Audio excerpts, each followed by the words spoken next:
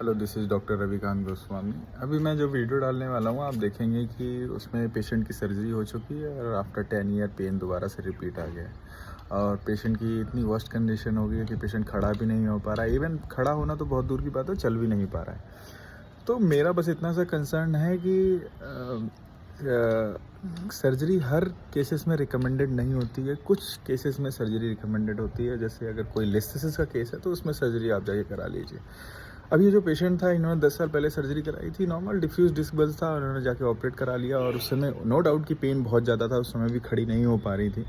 लेकिन कहीं ना कहीं अगर मैनुअल ट्रीटमेंट की सुविधाएं उस समय, हो सकता है इनको पता नहीं चला हो, लेकिन चीज़ें ठीक है उसमें कोई। अब लेकिन आज के समय की बात कर रहा हूँ मैं, अब की बात कर रहा हूँ कि अब ऐसे केसेस में भी बहुत सारे लोग सर्जरियाँ करा रहे हैं। जो कि मैं दिन भर ओपीडी करता हूँ, तो मेरे को ओपीडी में ऐसे केसेस मिलते हैं कि सर अभी मैंने 6 महीने पहले सर्जरी कराई, देन पेन फिर से आ गया। मैं किसी भी सर्जन को बुरा नहीं कह रहा हूँ, बिकॉज सर्जन सर्जरी कर रहे हैं, टॉप के सर्जन अच्छी सर्जरी कर रहे हैं, दिन भर में बहुत सारी सर्जरियाँ कर रहे हैं, लेकिन कभी कोई कॉम्प्लिकेशन नहीं आता। लेकिन बहुत सारे केसेस बिगड़ भी रहे हैं। या एक एक्सपर्ट सर्जन सर्जरी कर रहा है तो केसेस के चांसेस कम है बिगड़ने के। लेकिन बहुत सारे सर्जन ऐसे सर्जरी कर रहे हैं जहाँ पे पेन, आज उन्होंने सर्जरी करी, 5-6 महीने बाद या फुट ड्रॉप हो गया, पेशेंट का पैर लटक गया, या फिर वो यूरिन बेड पे हो रहा है, या बहुत सारी कॉम्प्लिकेशन पेशेंट को फेस करनी पड़ती है आफ्टर सर्जरी।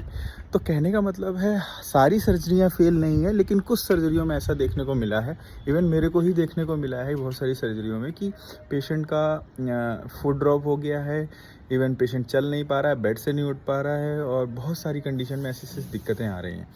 तो कई पेशेंट का तो बेड पे ही यूरिन हो जाता है, सारी चीज़ें हो जाती हैं, जीवन ऑलमोस्ट लाइफ पूरी ऐसे डिस्ट्रॉय हो जाती है। तो कहने का मतलब बस मेरा यही है यार, इतना ही कंसर्न है कि अगर कोई भी स्पाइनल इंजरी होती है आपको, तो पहले उसकी कम से कम उसके जो सपोर्टिव ट्रीटमेंट होते हैं, जैसे मैनुअल मेडिसिन ट्रीटमेंट है, मैनुअल ऑस्टियोपैथी ट्रीटमेंट है, फिजियोथेरेपी ट्रीटमेंट है, या कोई भी ऑल्टरनेट ट्रीटमेंट है, उस पर एक बार जाइए, चीज़ों को अच्छे से समझिए और करिए। और कभी कभार ऐसा होता है कि मैनुअल ट्रीटमेंट से भी रिलीफ नहीं मिलता, लेकिन एक बार मेरे हिसाब से एक बार मैनुअल ऑस्टियोपैथी डॉक्टर से ज़रूर मिलिए, जो कि मैं हूँ। या फिर मैं ये नहीं कह रहा कि आप मेरे पास ही आइए, आपके नियर बाई जो भी अच्छा डॉक्टर हो मैनुअल ऑस्टियोपैथी का, उससे जाके कंसल्ट करिए।